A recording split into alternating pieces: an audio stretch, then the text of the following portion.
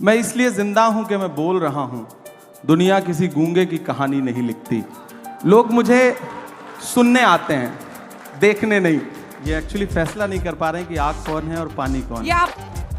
तो हिंदुस्तानी शायरी में जब हिंदी और उर्दू एक साथ मिले तो इमरान प्रतापगढ़ी जैसा एक शख्स होता है, और जब शायरी और सियासत मिले तब इमरान प्रतापगढ़ी जैसा कोई शख्स होता है। अच्छा, एक बात बताइए, आप लोगों ने आग और पानी को एक साथ देखा है?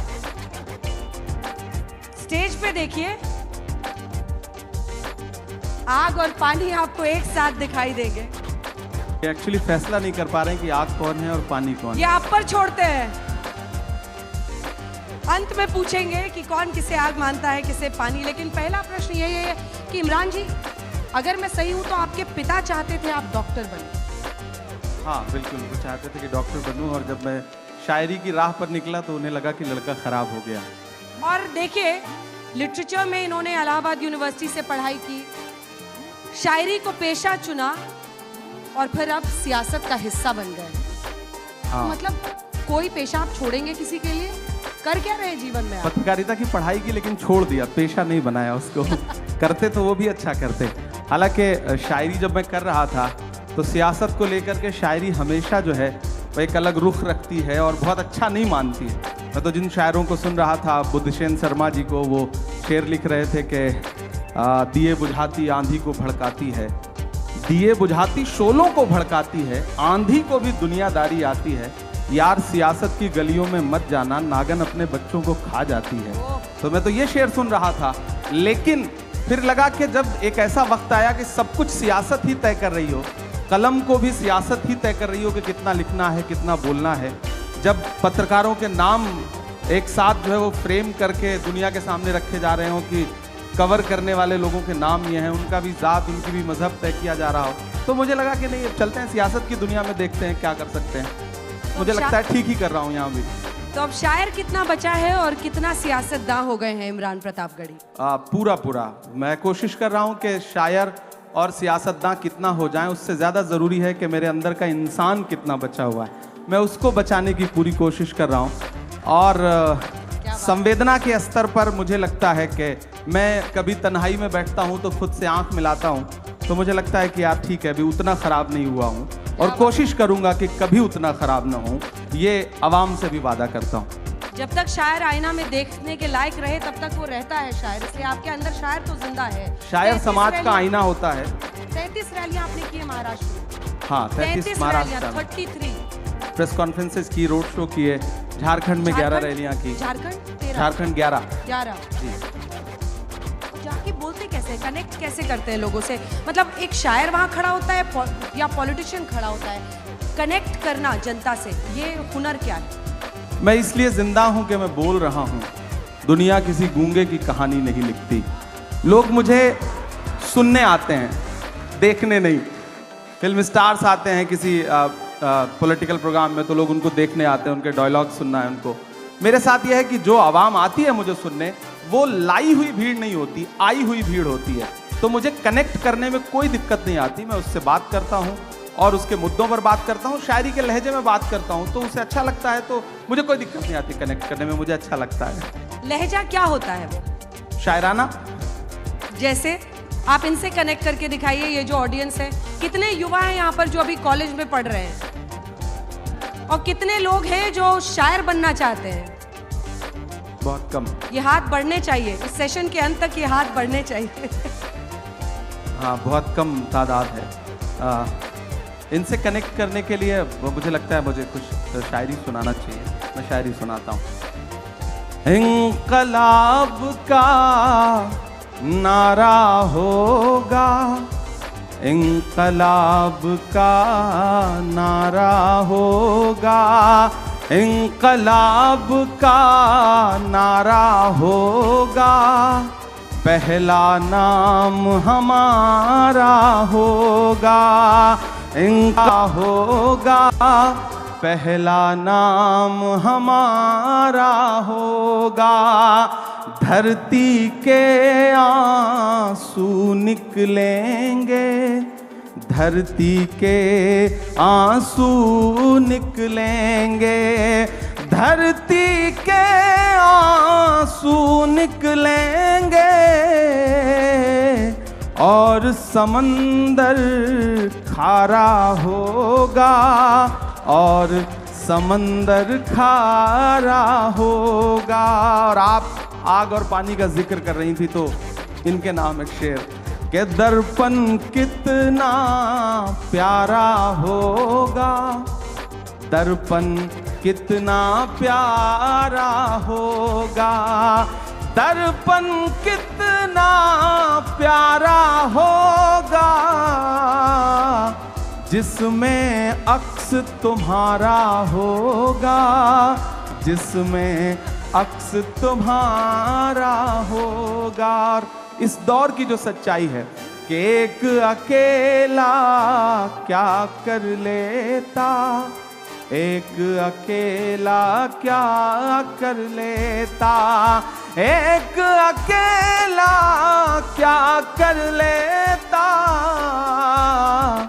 भीड़ ने घेर के मारा होगा, पहला नाम हमारा होगा। और सियासत में होकर भी हुक्मरानों के नाम ये शेर कि जब तारीख लिखी जाएगी, जब इतिहास लिखा जाएगा, जब तारीख लिखी जाएगी, कैसा हश्र तुम्हारा होगा, इंकलाब का नारा होगा। क्या बात है। अब हमें समझ में आ गया कि चाहे आप आग हैं या पानी हैं, आप पानी या आग से कनेक्ट कैसे बना लेते हैं। शब्द आपकी जादूगरी की तरह है और आपने हमेशा इसका इस्तेमाल किया। लेकिन मैंने आपकी बहुत शायरी पढ़ी, कई बार लगा कि इमरान के अंदर इतना दर्द क्यों है। इमरान के शब्दों में, उनकी लाइनों में दर्द बहुत झलकता है, इसकी वजह क्या है? एक्चुअली जिस दौर में मैं बड़ा हो रहा था, मैं हिंदी साहित्य का विद्यार्थी रहा इलाहाबाद विश्वविद्यालय में, जिस दौर में मैं बड़ा हो रहा था, समाज की घटनाएं मुझ पर प्रभाव डाल रही थी, उस समय सिस्टम एक अलग तरीके से व्यवहार कर रहा था।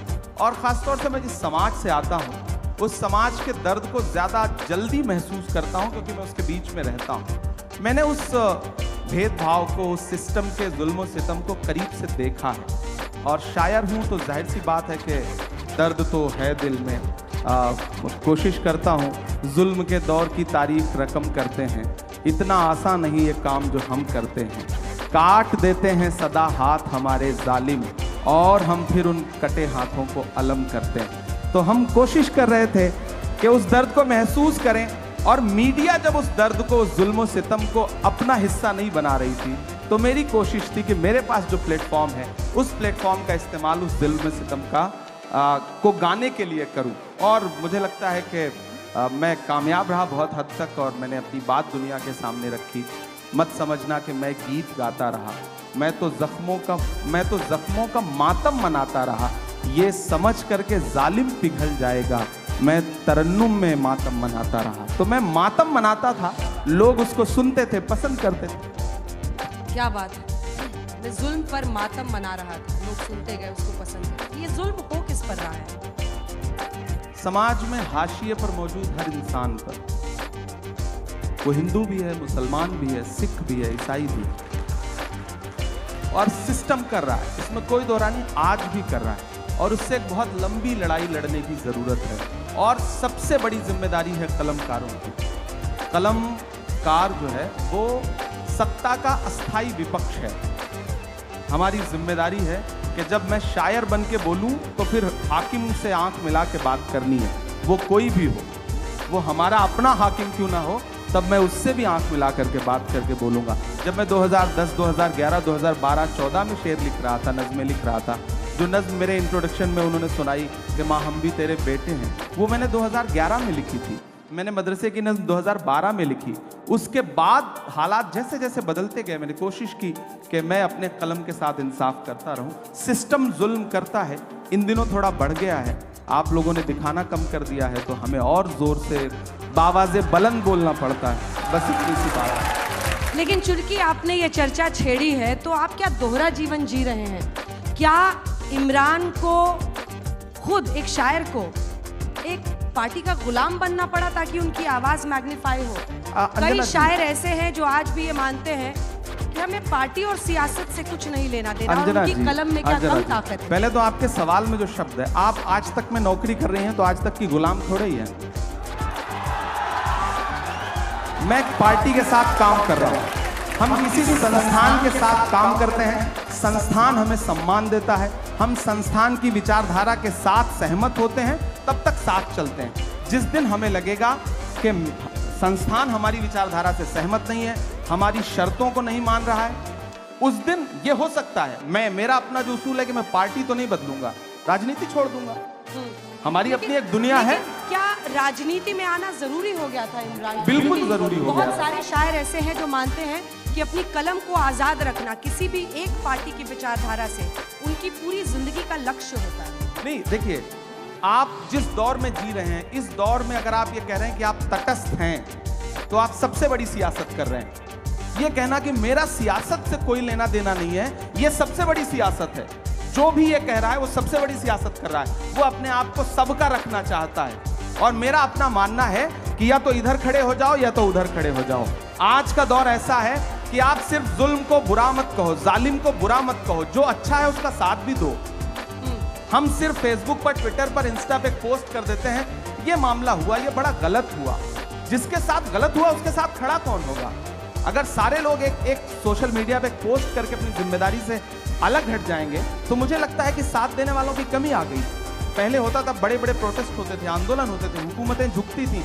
अब क्या है कि हमने फेसबुक पे एक पोस्ट लिख दिया, ट्विटर पे एक ट्वीट कर दिया, हमें लगता है हमने अपनी जिम्मेदारी पूरी कर ली। नहीं, हमें सड़क पर भी उनका साथ देना है। और अगर मैं संसद में भी गया हूं तो मैंने सबसे पहले यूनिवर्सिटी के बच्चों की फीस वृद्धि के खिलाफ संसद में जो पहली स्पीच की मैंने वो वहां पे की।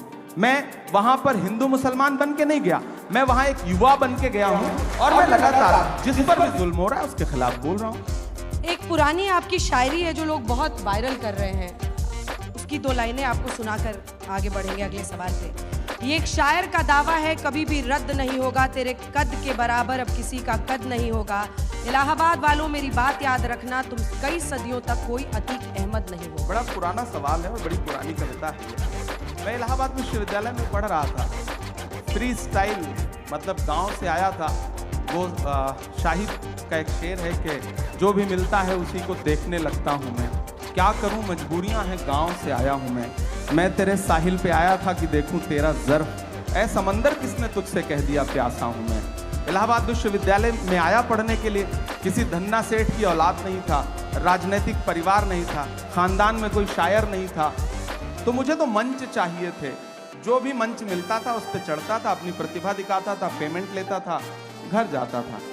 एक वक्त आने के बाद आपको समझ में आता है कि आपकी वैचारिकी क्या है, आपकी विचारधारा क्या है, आपको किन मुद्दों पे लड़ना है। अच्छा, कवि सम्मेलन और मंचों के एक उसूल हैं, आप मंच समझती हैं। यहाँ आने पे आपने 2-4 जुमले बोले, उसके बाद लोग कनेक्ट हुए ना, वरना लोग तो संगीत के असर में थे। तो हम जब मंच पे आते थे तो लोग मुख्य अतिथि के असर में हैं, तो हमने मुख्य अतिथि के लिए 4 पंक्तियां सुनाई, उसके बाद फिर वो सुनाया जो हमें सुनाना था। अच्छा, ये वही था, समा बांधते थे। हाँ, इसको समा बांधना ही कह सकते हैं। भीड़ को अपने से जोड़ने के लिए आपको चला वो तीर जो बेहतर तेरी जबान में है, किसी की आंख में जादू तेरी जबान में है। तो हमारी आंख में तो जादू नहीं है, लेकिन जबान में जादू जगाने के लिए ये सारे तिकड़म अपनाने पड़ते थे। क्या बात है, आपने खुद ही कह दिया तिकड़म अपनाने पड़ते थे। सच्चाई भी शायद शायर की सबसे बड़ी ताकत होती है, अगर पूरी जिंदगी वो उसको किसी पार्टी में रहते हुए भी संभाल कर रख सके। मैं पूरी कोशिश करूंगा, ये आवाम से वादा है मेरा। क्या बात है। तो अब मुझे लगता है कि यही लोग जो आपके लिए तालियां बजा रहे हैं अब कुछ सुनना चाहते हैं। कितने लोग सुनना चाहते हैं एकदम इमरान प्रतापगढ़ी अनसेंसर्ड? और भूल जाइए कि नेता हैं, भूल जाइए कि किस दरबार पे जाकर, मतलब किस पार्टी के साथ जाकर आपको काम करना पड़ता है। देखिए 1956 में संयुक्त राज्य अमेरिका के उस समय राष्ट्रपति नहीं बने थे यूएस के जॉन एफ कैनेडी। वो हार्वर्ड यूनिवर्सिटी में एक छात्रों से बातचीत कर रहे थे, तो उन्होंने एक बहुत अच्छी बात कही थी। उन्होंने कहा था कि अगर हर राजनेता को शायरी और कविता आने लगे, पोएट्री आने लगे, और हर राजनेता पोएट्री और शायरी करने लगे तो ये दुनिया जिंदगी जीने के लिए और खूबसूरत हो आपने सकती है। कितनों को सिखाया ये बताइए। असल बात ये है, राहुल जी को भी सिखा रहे नहीं देखिए। सिखा रहे? सबसे पहले तो मैं देश की पार्लियामेंट में पहुंचा हूं और पिछले 2 साल की पार्लियामेंट की तमाम जो स्पीचेस हैं उठा के देखिए, आपको लगेगा कि सारे लोग शायरी सुना रहे हैं। खरगे साहब शायरी सुना रहे हैं, धनखड़ साहब शायरी सुना रहे हैं। एक दिन तो धनखड़ साहब ने यानी चेयरमैन साहब ने राज्यसभा के फाइनेंस मिनिस्टर से कहा कि क्या इमरान प्रतापगढ़ी की शायरी पे टैक्स लग सकता है क्या? वो आप वो वीडियो उठा करके देखिएगा। तो आप कोई भी शेर सुनाता जिसको मैंने शेर ना भी लिख के दिया हो तो चेयरमैन साहब को ये लगता है कि मैंने ही लिख के दिया होगा। तो एक शायराना सा माहौल बना है और मुझे लगता है कि ये अच्छी बात है, एक अच्छा माहौल बन रहा है। और ऐसा माहौल मुझे लगता है कि मोदी जी भी शायरी सुनाते हैं कभी कभी, सुषमा स्वराज जी थी तो बहुत अच्छे अच्छे अशार सुनाती थी, डॉक्टर मनमोहन सिंह साहब अच्छे अशार सुनाते थे, हाँ लालू जी थे तो बहुत शानदार माहौल रहता था सदन का, अडवाणी जी ने भी कभी कभी शायरी सुनाई है। तो मुझे लग रहा है कि आने वाले दिनों में और कुछ लोग सुनाने लगेंगे। मैं तो कोशिश करूंगा कि राहुल जी भी सुनाएं। अब अडवाणी जी का क्रेडिट मत लेने लगिएगा। हम किसी की क्रेडिट नहीं ले रहे हैं, उसकी क्रेडिट हम आपको दे